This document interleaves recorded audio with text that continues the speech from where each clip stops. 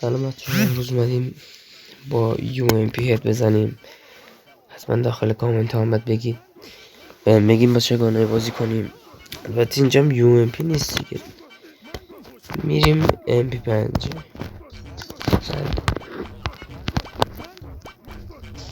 دوران دیگه، کلا دوران میرم، دوران بشه میگیرم، دوران دیگه شد شد هد دیگه.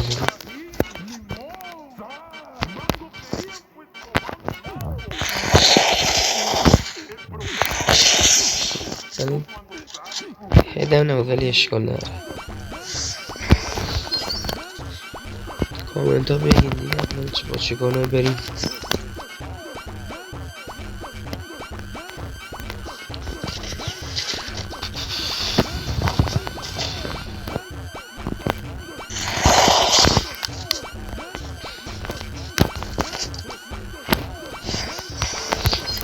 میرم نوبتی با همه گانم.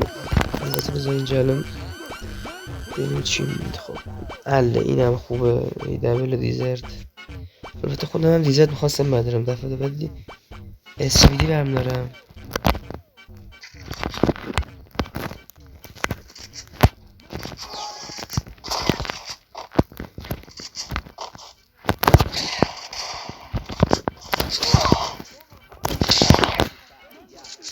یه بار اسویدی میذارم، یه بار چیز دیزرت. چی گفتم؟ اسویدی.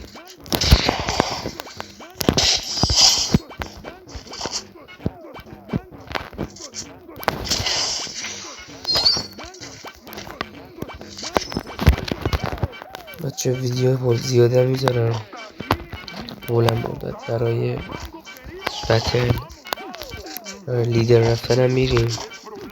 فعلا زوده، فعلا نمیرم.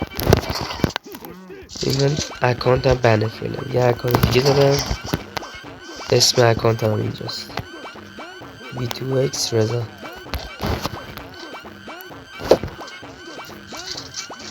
گذاشتم، حتما پیجم سر بزنید، فالو کنید.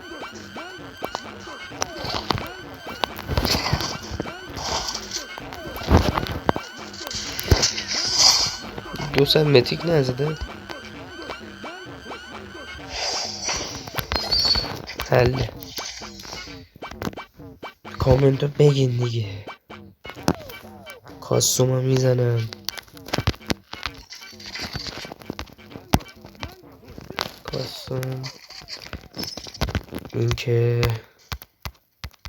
همین دیگه. الان این دست چیز میکنم، یه بار اسویدی یه بار دولی، هر کدوم هد شد. حالا که فکر کنم هد بشه اولی تیرم. نه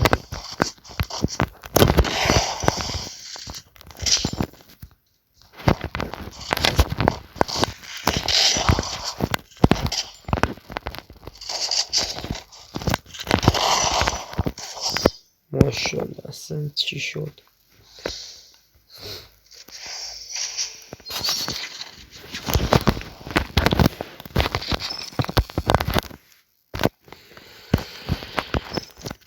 حالا چون دیگه ما پیسی بازی نمی کنیم، چهرمون نیست دیگه.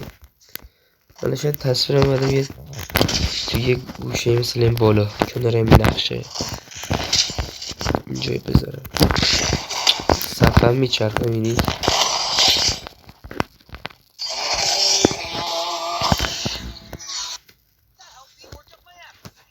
ویدیو میذارم، حتما لایک کنین، کامنت بگی با چگونه بازی کنم واسهتون باشه.